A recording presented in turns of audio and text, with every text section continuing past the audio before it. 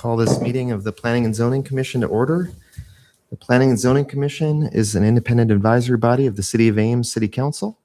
Planning and Zoning Commission members are volunteers of the community and not part of the city administration. Planning and Zoning Commission is supported by staff from the city's planning division. The commission is responsible for recommendations on matters involving subdivisions, annexations, master plans, and major site development plans, amendments to the zoning ordinance, and comprehensive plan amendments. We make our recommendations based on city codes, the facts presented, and input from the public. As an advisory commission, we welcome all comments regarding the proposed item. Please direct your input to the commission. If the proceedings become lengthy, we may ask that comments be focused on new information not previously presented. You may speak only once on an agenda item. If you wish to speak, please fill out a speaker information card and present it to the recording secretary. We ask that you come to the microphone to speak so that all comments may be recorded. The order of the proceeding for each item on the agenda will be as follows. City staff will present the staff report regarding the agenda item. Commission members will have an opportunity to ask questions of city staff. The applicant won't be invited to make a statement regarding their request. Commission members will have an opportunity to ask questions of the applicant. Members of the audience will be invited to come forward to offer comments and questions. Once public comment is closed, city staff and the applicant will have an opportunity for concluding remarks. The commission will discuss the application based on all presentations and any comments given and come to a recommendation for city council. The discussion may include further questions of city staff and the applicant for clarification. And with that, we will move into the first item on the agenda, which is introduction of commission members. Julie Winter. Mike Clayton. Matthew Voss. Mike Sullivan. All right, and then we'll move to approval of the agenda. Do we have a motion to approve the agenda? Move approval. Second. All in favor of approving the agenda, say aye. Aye. All opposed? Motion passes. And next we'll move to approval of the minutes of February 18th, 2026. Do I have a motion to approve the minutes? I'll make that motion. Second. All in favor of approval of the minutes of February 18th, 2026, say aye. All opposed? Motion passes. And now we'll move to public forum. If there's anyone from the audience that wishes to speak about an item, step up to the microphone now and introduce yourself and your address, and feel free to speak. Hearing none, we'll close the public forum. We'll move to item 6 on the agenda, which is rezoning and master plan amendment for 4605 and 4510 Hyde Avenue and adjacent parcels, Auburn Trail Development. Good evening. So this proposal is a rezoning and amendment to a master plan. It includes adjustments to the original development plan for this Auburn Trail development, as well as adding in 2 50-foot wide parcels on the north side of the development. So to kind of explain that a little bit more, this is the existing zoning map. You can see the hatched parcels. There's 4 on the east and west side of Hyde, and then these 2 are the subject properties. In yellow, 4605 and 4510 Hyde were already rezoned for development to FSRL in 2021. We've since annexed these 2 50-foot strips on the north side of the site. So they have to be rezoned so that they can be integrated in with the development. And we've had some other changes that the original master plan, I'll pull it up here, that shows kind of the layout, building types, densities.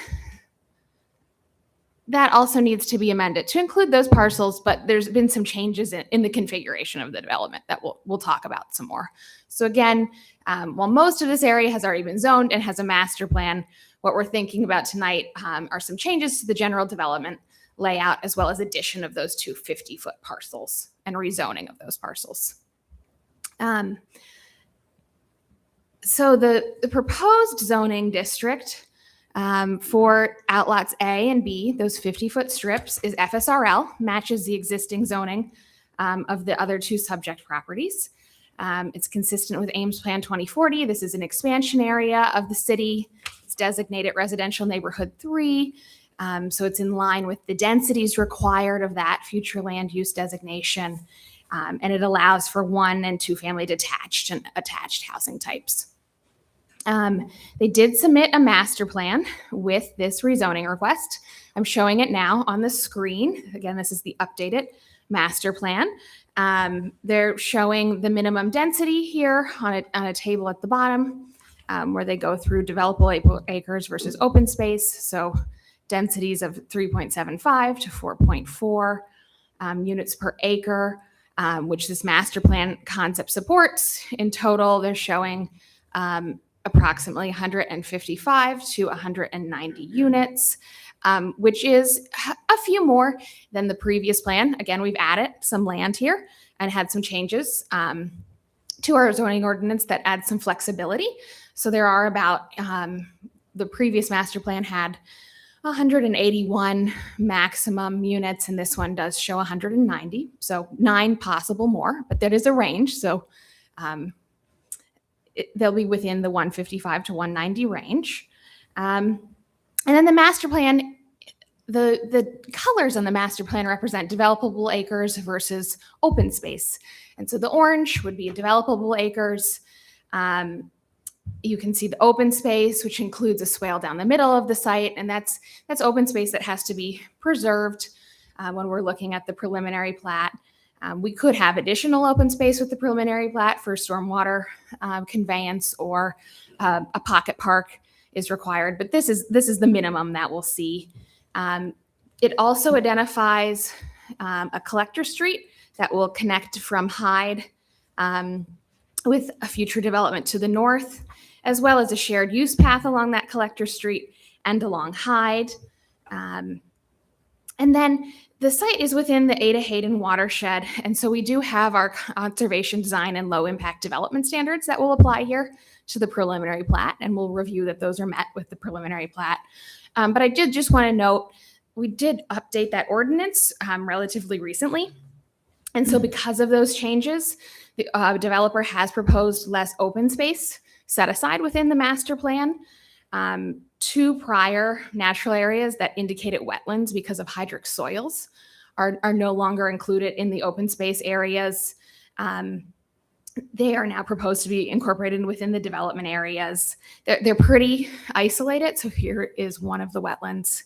Here's another wetland. And they don't really have any wetland indicators beyond hydric soils. So there's no wetland vegetation or other attributes. So the staff has not recommended that they've been maintained as natural areas with this master plan. And so overall, we've determined that this revised master plan is consistent with the type of land use plan for this area and our comprehensive plan. And the changes to the site layout have increased the development capacity of the site. The general layout is in support of our low impact development and conservation design standards. And again, we'll do a complete analysis of these requirements when we do the subdivision review process coming up soon here. So I'm happy to take any questions, but we are recommending alternative 1, which is a recommendation to City Council for approval of this rezoning and master plan amendment request.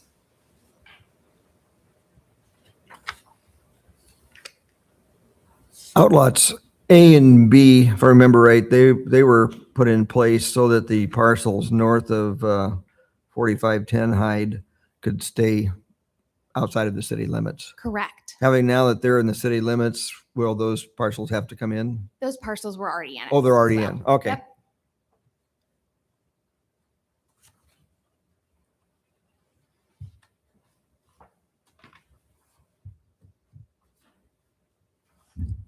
Could you expand a little bit on the mention of the pocket park, and especially with, since the property a little ways to the south, there was a lot of discussion around the park needs there. So with respect to that and Sure. potential pocket park. So due to the distance of this project from a neighborhood park, we require a dedication of a park with the preliminary plat. So what we're looking for with that will be certain recreational or other elements. Our Parks Department will also review that. I believe it's not, the location isn't indicated on this master plan. So it could be as part of one of the open spaces, or on other versions, we've seen it located within the development area. So it could be within that orange area as well. So this just didn't meet, like with the other development, there was a neighborhood park within a certain distance. But this development we do require because of the distance from a neighborhood park, pocket park. So would that be like an HOA type park or an actual city facility? I believe it's a city facility. Okay. No, it's not a city facility, but our Parks Department will review it. I don't think it's been determined yet. Okay. So if it doesn't meet all the attributes of what a public park would have in terms of access and location, it would then be looked at as an HOA amenity. So we have a few examples in some subdivisions in the city where there are HOA open spaces that have features that are like a park. They're just HOA spaces. Just not city.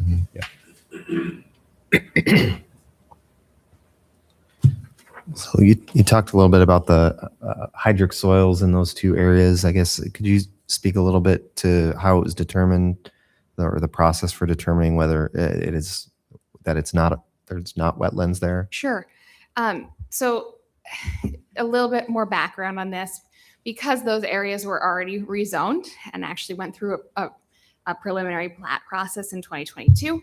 With that, we require a natural resource inventory to be submitted. So that will also be submitted with the upcoming preliminary plat for this version of the development.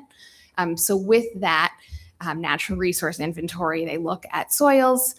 They look for, areas that may indicate,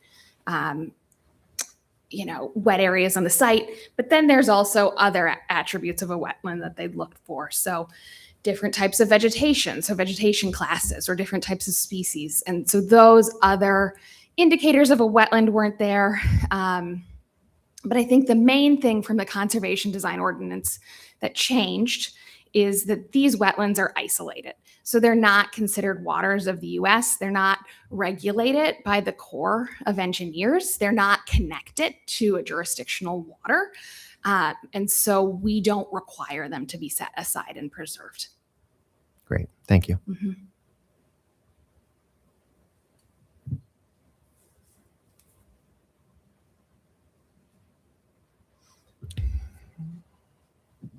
Any other questions for city staff right now?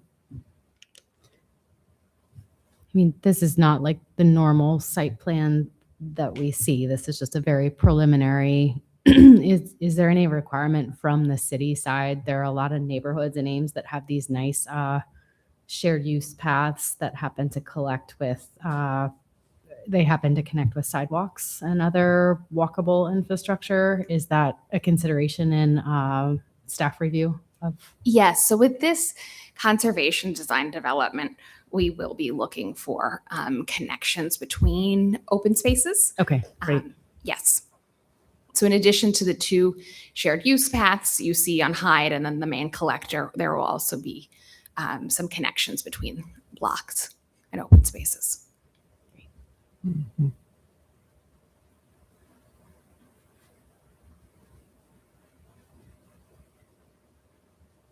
Okay.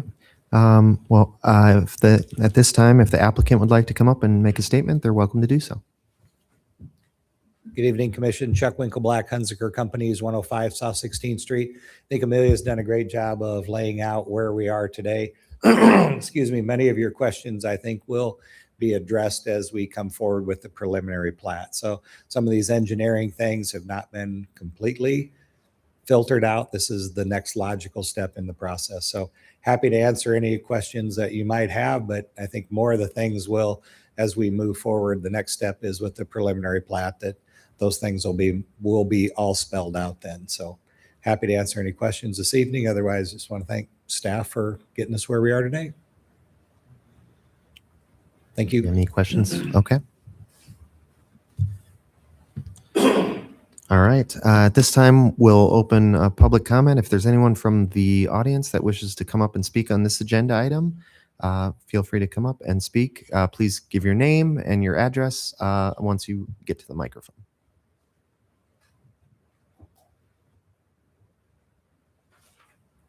Who gets this? You can give that to Eileen. You can just leave it on Oh, the sure. on the stand. We'll pick it up later. I'm Melanie Cornwell. I live at 4228 Eisenhower Court, which is just on the tail end of 4510. Not my particular unit, but it is a homeowners association, and there's a waterway that separates those properties. And maybe what I'm looking for is going to come later, so if I'm premature, I apologize. A couple of questions I have is, how many, at 4510, is it still 2 homes that are going in there?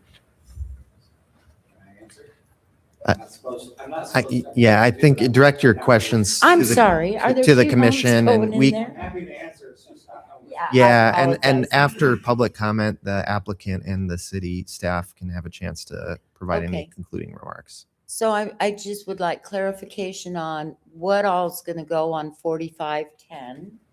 And then previously, we had a lot of concern about this waterway. And I don't see water retention ponds, I think you call them, on what we saw earlier. Are those still in motion? Yeah, I think we can answer those. I mean, Amelia, if you know, you can answer now, I think, or we can cover it after public Why don't comment. we, well, I'm writing these down. I will Okay, cover them all perfect. at the end. And then the last concern I would express is whether or not Hyde Avenue can handle the amount of traffic that will be added to what's already existing, which is pretty heavy traffic. And how did you come to the decision on how many residences you could handle on a 2-lane? Thank you for your time. Thank you.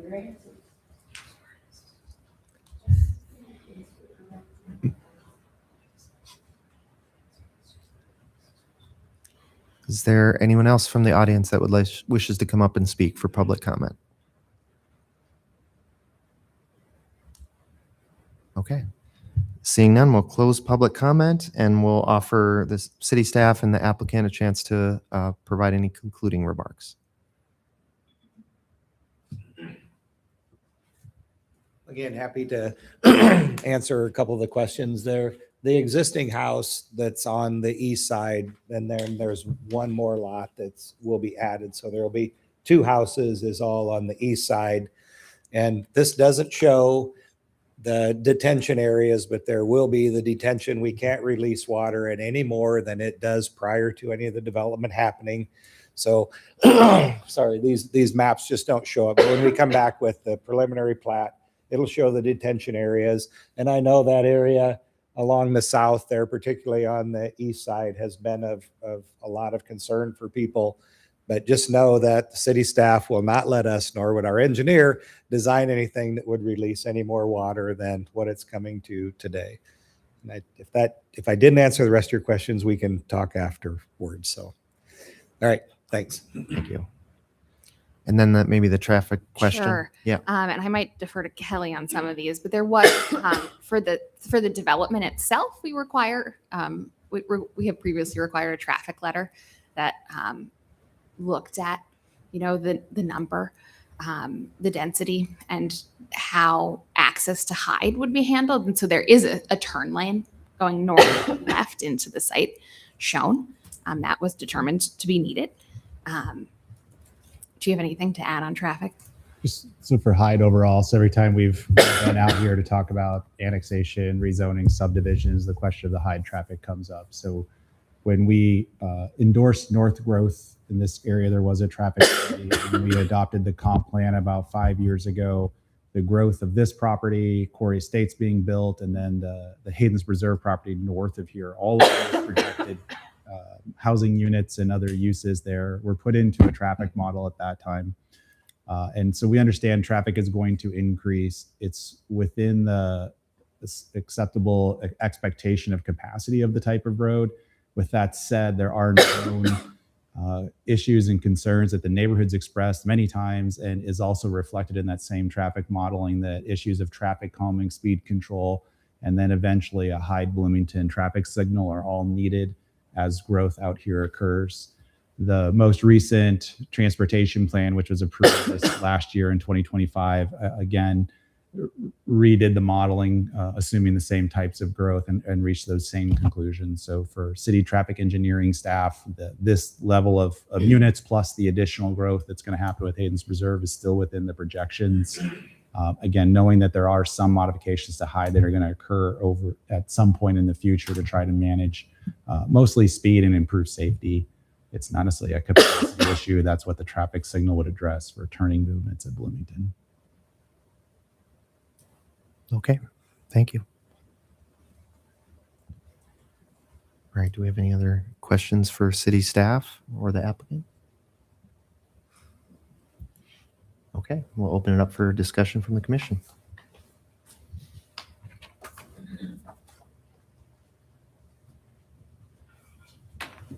Or if we don't have any discussion, we can make a motion. I'll move approval of alternative 1, that the Planning and Zoning Commission recommends that the city council approve the request for rezoning from A, agriculture, to FSRL, suburban low density, and amended master plan based upon findings and conclusions as found in the report. Second. All right, we got a motion and a second. All in favor of the motion, say aye. Aye. All opposed? Motion passes. All right. And then we'll move on to commission comments. Does anyone on the commission have any comments? Will we be meeting next time? We will not. Oh, Spring well, break, so we won't have a meeting. We don't have any items. okay. Well, in that case, it's been great working with you all. Yeah, do you have any final commission comments, Sorry Mike? about that. I didn't think that far. I'm glad I asked. Anyway, yeah, it's been a great 6 years, but my second term is up, and so it's time to go. Well, it's been great to have you on here. Yeah, A big ass up. you've really served the commission, the city well, and you've been a good chair as well when you served as chair, and we're really gonna miss you. So yeah, And thanks for emergency chair several times. Yeah, an emergency Yeah. chair several times. well, yeah. Thank you for your service, Mike. Really appreciate Yeah, it. we appreciate it. Thank you very much. Yeah. Sorry, I didn't think ahead that. I didn't even think of that. That's hard right. to believe when it's March 4th. I know. Yeah. All right. Do we have any staff comments? I do not have any comments. So we'll have, Okay. I believe, 2 new commissioners in April is the plan right now. So Mike LaPetra has stated he's going to step down. And you've termed out. So we'll have 2 new members in April is the plan right now. All right. Great. Look forward to meeting them. Down to one mic then. I know. What are No. we? Well, we don't No. know. Is there another mic coming? You I bring, think- you better bring in some more I mics. don't think any of the candidates I've seen are named Mike. Okay. Well, something's wrong then. All right. Thanks, Kelly. Yep. All right. Do we have a motion to adjourn? I'll make the motion. All right. We're adjourned.